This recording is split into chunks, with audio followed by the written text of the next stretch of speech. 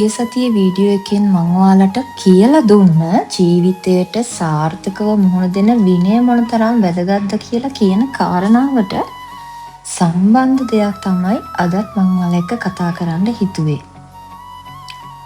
අද මට හිතුණා ජීවත් වෙනකොට පුරුදු කරන්න ඕන සරල විනයගරුක පුරුදු කීපයක් ඔයාලා එක්ක බෙදා ගන්න. මේවා ඔයාලගේ ජීවිතේට පුරුදු වුණොත් විශ්වාස කරන්න ඔයාලට දිනන්න පුළුවන්. මොකද ඔයාලා හොයන සතුට, සැනසීම, සෞභාග්‍යමත් ජීවිතය මොනවා තිබ්බත් වැඩක් නෑ ඔයාට ස්වයං විනයක්, self discipline එකක් නැත්තම්. එක පාර මේ දේවල් කරන්න බැරි වෙයි. හැමදේම ටික ටික එකින් එක සරලව පුරුදු වෙන්න උත්සාහ කරන්න. ඔයාලට මතක තියාගන්න ලේසි වෙන්න ඕන නම් ඔයාලගේ ඩේලි ඩයරි එකක් හෝ නෝට්බුක් එකක් හෝ ජර්නල් බුක් එකක් මේ වෙලේ අතට අරගෙන මේක නෝට් ඩවුන් කරගන්න. අපි බලමු 1. ඉතින් පළවෙනිම විනය පුරුද්ද තමයි අපිට තියෙන්න ඕන අපි වෙලාවකට නිදා ගන්න ඕන, වෙලාවකට ඇහැරෙන එක. ඒක හරිම self discipline එකක්. ඔයාගේ ජීවිතයේ සම්පූර්ණම කණපිට හරවන පුරුද්දක්. ඔයාගේ රැකියාව, ඔයාගේ දිනචර්යාව, ඔයාගේ වේලාවන් එක්ක ගලපලා ඔයාටම ගැලපෙන සුදුසු වෙලාවන් නිදාගන්න, නැගිටින්න ප්ලෑන් එකක් හදාගන්න එක ඔයාගේ ජීවිතයේ දිනන ක්‍රමයක්. මිනිස්සෙක් කියන්නේ හොඳ ස්වයං විනයක් තියෙන මිනිස්සෙක්ට. නම්බර 2 තමා නිදාගත්තු ඇඳ වාතය ටිකක් මාරු වෙන්න දීලා ඒ ඇඳ හරිම නීට් එකට හදනවට තමයි දෙවනි ස්වයං විනය කියලා මම කියන්නේ. මේකෙදි මනෝපදේශනයේදී ඉතා වැදගත් කමක් ගන්නවා. මනෝපදේශකවරු කියනවා උදේට ඇඳ වටේ 3-4 පාරක් ගිහින් ඇඳ නීට් එකට හදන කෙනෙක් හරිම හොඳ ඩොපමින් සෙරටොනින් හදනවා කියලා. ස්ට්‍රෙස් රිලීස් කරන්න, ડિප්‍රෙෂන් අඩු කරන්න මේ මනෝපදේශකවරු දෙන ක්‍රියාකාරමක් හැටියට මේ ඇඳ හැදීමේ ක්‍රියාව කරන්න තියෙනවා. ඉතින් පුරුද්දක් විදියට ඔයාට මේ ඇඳ ලස්සනට හදන එක ඔයාගේ පුදුම විනයගරුක බවක් පෙන්වන ලක්ෂණයක් වෙනවා. නම්බර් 3. තමන් අඳින පළඳින දේ පිරිසිදු පිළිවෙල වීම.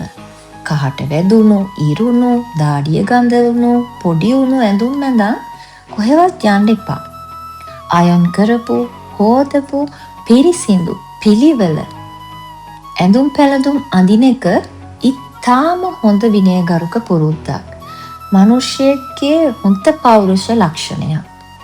තමන්ගේ ආදායමට, තමන්ගේ රූපෙට, තමන් යන්නේන ස්ථාන ඒවට ගැලපෙන විලාසිතා තෝරගෙන ඒවා තමන්ට යොදා ගන්න එක හොඳ පෞරුෂ විනයගරුක ලක්ෂණයක්. ඉතින් 4වෙනි එක තමන්ගේ ශරීරය ගැන සැලකිලිමත් වෙන එක. තමන්ගේ ශරීරයට ආදරය කරන එක, ව්‍යායාම කරන එක, ආහාර පාලනය කරන එක, විශේෂයෙන්ම ගුණදායක ආහාර ගැනීම, ආහාර සම්බන්ධව ඩිසිප්ලින් එකක් තියාගන්න එක හරිම වැදගත්. ඒ වගේම මූණට, ශරීරයට ක්‍රීම් ටිකක් ආලේප කරන එක, කොණ්ඩෙට සාත්තුවක් කරන එක, පරණ වෙච්ච hair colors අයින් කරලා කොණ්ඩේ කපලා ලස්සනට මේන්ටේන් කරන එක, පාට ගිය බාගට තියෙන nail polish අයින් කරලා කකුල්වල අත්වල නියපොතු ලස්සනට තියාගන්න එක. මේ වගේ දේවල් හරියම පුද්ගලයෙකුගේ පෞරුෂ ලක්ෂණ පෙන්නන, මනා පෞරුෂ ලක්ෂණ පෙන්නන දේවල්. මේවා ගොඩක් අය සලකන්නේ නැහැ සුළු දේවල් කියලා. හැබැයි මේ සුළු දේවල් සම්පූර්ණ පුද්ගලයෙක් විනයගරුක ශක්තිමත් පෞරුෂ ලක්ෂණ පෙන්නන හොඳ පුරුදු කියන එක ඔයාලා අමතක කරන්න එපා. 5වෙනි එක තමයි ඊටාම වැදගත් කාරණාව තමා අද කාලේ අහන්න දකින්න ලැබෙන දෙයක් තමයි බැඳීම් වලට නැති ගෞරවය. ඒ කියන්නේ බැඳීමක් කියන්නේ මොකක්ද? බැඳීමකට දෙන්න ඕන ගෞරවය මොකක්ද කියන එක කවුරුත් දන්නේ නැහැ. හැමෝම බලාපොරොත්තු වෙන්නේ බැඳීමක් තුළ තමන්ට ලැබෙන දේ විතරයි. තමන්ගෙන් අනිත් කෙනාට දෙන්න ඕන දේ ගැන හිතන්නේ. තමන්ගෙන් අනිත් කෙනාට හරි බැඳීමට ගෞරවයක් සාධාරණයක් කරන එක හොඳ විනයගරුක පුද්ගලයෙකුගේ ලක්ෂණයක්. මම විශ්වාසයෙන්ම කියන දෙයක් තමයි අපි අපේ බැඳීම් එකටම තේරුම් ගන්න ඕන. අපිට තියෙනවා ආදරණීය බැඳීම්, දෙමව්පිය බැඳීම්, දරු නෑදෑකම් බැඳීම්, එක එක විදිහේ යාළු මිත්‍රකම්. මේවා පටල ගන්න හොඳ නෑ. මේවට තියෙනවා එක එක විදිහේ නීති රෙගුලාසි අපි තුල. අපි මේ බැඳීම් වලදී ගොඩාක්ම අවංක වෙන්න ඕන. එක අනිත් කෙනාගේ අවශ්‍යතාවලට ගරු කරන්න ඕන.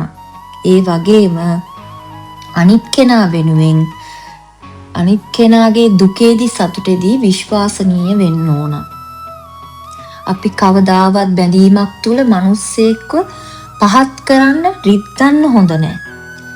මිනිස්සෙක්ගේ අඩුපාඩුවක් වැරද්දක් දකිනකොට ඒක නිශ්ශබ්දව පෞද්ගලිකව සංවරයෙන් කියලා දෙන්නත් ලස්සන දෙයක් හොඳ දෙයක් දැක්කහම ඒක ප්‍රසිද්ධියේ අගය කරලා ඒක සතුට භුක්ති විඳින්න පුළුවන් මිනිස්සෙක් නම් ඔයා ඕනම බැඳීමක් හරිම ශක්තිමත්. ඒ වගේම ඔයාගේ බැඳීම තුල ඔයා ගෞරවනීය පුද්ගලයෙක් වෙනවා නම් ඔයා හරිම ගුණගරුක හොඳ විනයක් තියෙන හොඳ මේ සමාජයේ පුරවැසියෙක් මනුෂ්‍ය ආත්මයක්. ඒක අමතක කරන්න එපා. අපිට ලැබෙන දේ නෙමෙයි අපෙන් අනිත් කෙනාට දෙන ශාරීරික මානසික සුවය පිළිබඳව ඔයාට සිද්ධ වෙනවා ගොඩාක් වෙලේට ඉවසන්න, නිශ්ශබ්ද වෙන්න සහ දරා ගන්න. ඊළඟ එක තමයි වර්තමානයේ ලොකුම දෙයක් පහත් ගතිගුණයක් ලෙස මම දකින මේ සෝෂල් මීඩියා වල ෆේක් account හදා මිනිස්සුන්ගෙන් පරිගන්න එක. සයිබර් අවකාශයේ මිනිස්සු බුලි කරලා සතුටු වෙන එක. ඒක හරීම පහත් අඩු මානසික මට්ටමක පෞරුෂ ලක්ෂණයක්. මේක මනෝවිද්‍යාවට අනුව ලොකු personality disorders තියෙන මිනිස්යන්ගේ ඇරියස් කවර් කරන මිනිස්යන්ගේ ගතිගුණයක්. ඉතින් ඔයා ඇරියස් එකක් තියෙන personality disorder එකක් තියෙන මිනිස්සෙක් වෙන්න එපා.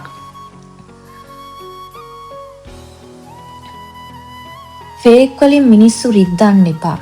ඔයාලා ආස නැති දෙයක් කෙනෙක්ගේ දැක්කොත් නොදැක්කා වගේ ඉන්න. ඔයා ආස නැති කෙනෙක් ඔයාගේ ඉස්සරහට එනවනම් මග ඇරලා යන්න. හොඳ දෙයක් මිනිස්සෙක්ගේ දැක්කොත් හදවතින් මගේ කරන්න. ඔය වගේ හොඳ ගතිගුණ ඔයාට තියෙනවා නම් ඔයා මේ ලෝකෙට වටිනා සම්පතක්. ඔයාට කණ්ණාඩියෙන් ඔයා දිහා බැලුවාම ඔයාගේ මනුස්ස ආත්මය ගැන තෘප්තිමත් වෙන්න පුළුවන්. ඔයා පුදුමාකාර විනයගරුක මිනිස්සෙක්. ඔයා තරම් ඔයා ගැන ආඩම්බර වෙන කෙනෙක් තව නැති වෙයි. නම්බර 7. තරහව, වෛරය, ඊර්ෂ්‍යාව, පලිගැනීම වැනි පහත් සිතුවිලි වලට හිතට එන්න දෙන්න එපා. ඕනම ප්‍රශ්නයකට රියැක්ට් කරන්න කලින් පැය 24ක් ඉවසන්න කියලා මම ලස්සන බුදු බණක දැක්කා. ඒක ඇත්තටම ප්‍රායෝගිකව මම කරා.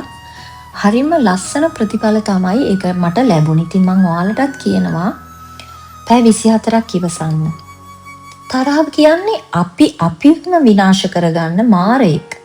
විනයගරුක වැදගත් මිනිස්සු හරියට ඉවසනවා. හිතට හැමදේම කියන්න ඕන නෑ. ලෝකෙට පෙන්වන්න ඕනෙත් නෑ. නිහඬව කාලයට දීලා ඉඩ දීලා බලන් ඉන්නවා නම් විශ්වය විසින් ඒවට උත්තර ඔයාට දෙයි. විශ්වය නඩු අහලා සාධාරණ ඉටු කරන ලස්සන දවස් එනවා.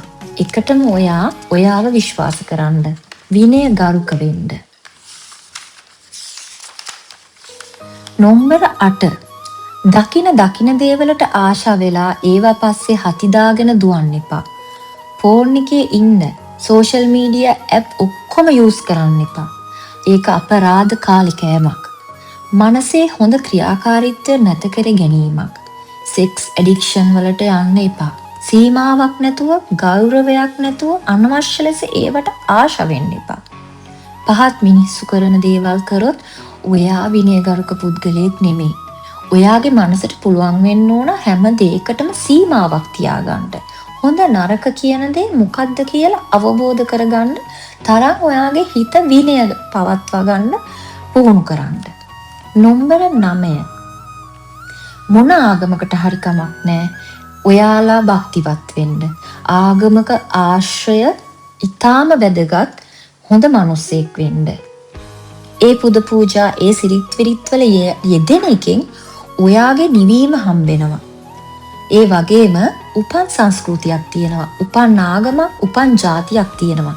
ඒ දේවල් වලට යටත්ව ගුණගරුකව ජීවත් වෙනවා කියන්නේ හොඳ හැදියාවක් තියෙන මිනිසෙක් වගේම මනෝපදේශනයට අනුව මනෝවිද්‍යාඥයින් පවසනවා තමන් උපදින සංස්කෘතියට ආගමට රටට ජාතියට ගෞරවයක් නැත්තම් ඒවට යටත් වෙන්නේ නැත්තම් ඒ මිනිස්සයා මොකක් හරි මානසික රෝගියෙක් කියලා තමයි පිළිගන්නේ කියලා මං කියන දේවල්ට තේරුණා කියලා මම හිතනවා. අංක 10. පොදු ස්ථානවල බස් එකක මිනිස්සු ගොඩක් ගැවසෙන තැනක්, රෙස්ටොරන්ට් එකක්, පල්ලි පන්සල් වගේ තැන්වල ෆෝන් කෝල්ස් අරගෙන ලෝකෙටම වදයක් වෙන්න එපා. තව හැමෝටම කරදරයක් වෙන විදිහට ඔයා බලන මියුසික් එක, ඔයා බලන වීඩියෝ එක අහන්න දෙන්න එපා. ඔයා එක්ක යන කෙනා එක්ක මුළු ඉන්න පළාතටම ඇහෙන්න කෑ ගගහ ශබ්ද කරන්න එපා. අනිත් මිනිස්යාගේ ප්‍රයිවසි එකට පොඩ්ඩක් ගරු කරන මිනිස්සෙක් වෙනවා කියන්නේ හරි අමාරු දෙයක් නෙමෙයි. ඒත් ලස්සන ලොකු විනයක් තියෙන කාරණාවක්. මේවා හරි පුංචි දේවල් ජීවිතයට එකතු කරගත්තොත් ඔයා ලස්සන මිනිසෙක් වෙනවා. මේ සමාජයේ බබලන බැබලෙන මිනිසෙක් වෙනවා.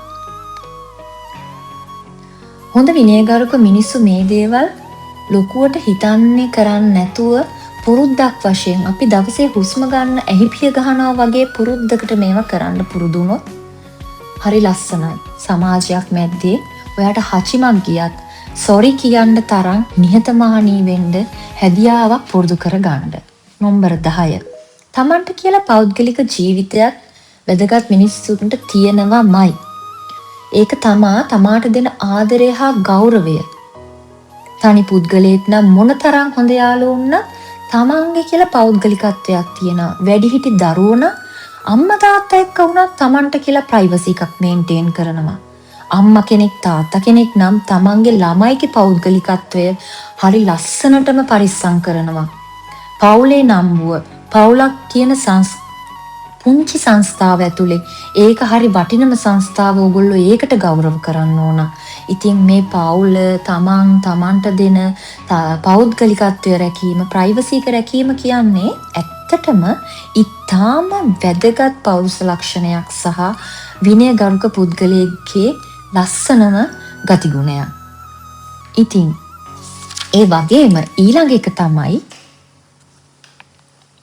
තනි වෙන්න කාලයක් ගන්න. ඔයාට ඔයාව අඳුර ගන්න දෙන්න. ඔයාට ඔයාගේ මනසට නිවාඩුවක් දෙන්න. තනි වෙන්න, හැම දෙයකින්ම අයින් වෙන්න. විනාඩියක්, පැය කීපයක් ඔයා එක්ක ඉන්න. තනි වෙන්න බය නම්, තනි වෙන්න අකමැති මිනිස්සු නම් මනෝවිද්‍යාවේදී කියනවා personality disorders තියෙන මිනිස්සු කියලා. ඒ වගේ disorders ගොඩාක් තියෙනවා. එකක් borderline personality disorder එක වගේ තියන අය තනි වෙන්න බයයි. හැම වෙලේම තව කාගේ හරි හවුහරණක් පතනවා. එහෙම වෙන්න එපා. personality disorders ඕනේ නෑ. චුට්ටක් විනයගරුක හිත හොඳ මිනිසෙක් වෙන්න. තනිකම කියන්නේ තමන්ගේ ආත්මයට කතා කරන්න පුළුවන් ආශිර්වාදයක් කියලා හිතන්න. මං අන්තිමට කියනවා කියවනවා කියන්නේ පොතක් කියන්නේ කල්යාණ මිත්‍රයෙක්. දැන් කාලේ කියවනවා වගේම පොඩ්කාස්ට් අහන්න පුළුවන්, පොත් ගැන තියෙන වීඩියෝස් තියෙනවා. ඉතින් ඒව ගැන අහලා කියවලා ආදරණීය මිනිස්සෙක් වෙන්න, කල්යාණ මිත්‍රයෝ ආශ්‍රය කරන්න. නරක මිනිස්සු 1000කට වඩා එක හොඳ යාළුවෙක් ආශ්‍රය කරන එක හොඳ මිනිස්සෙක්ගේ හොඳ පර්සනැලිටි එක. ක්වොලිටි මිනිස්සෙක් වෙන්න, ආදරණීය මිනිස්සෙක් වෙන්න. ඊළඟ ආත්මෙට ගෙනියන ආදරණීය මනුස්සකම් රැකගන්න. එහෙනම් ගිහිල්ලා එන්න. ඊළඟ වීඩියෝ එකෙන් හම්බෙනකම් මගේ වීඩියෝස් බලන ඔයාලට ස්තුතියි. ලැවැන්ඩ මලක් වගේ සුවඳට ලස්සනට ආදරෙන් ජීවත් වෙන්න. විනයගරුක මිනිස්සු කියන්නේ මේ ලෝකෙට ආශිර්වාදයක්. මේ පුංචි පුරුදුවාගේ ජීවිතයට එකතු කරගෙන සතුටින් hina වෙලා ජීවත් වෙන්න. ගිහිල්ලා එන්න.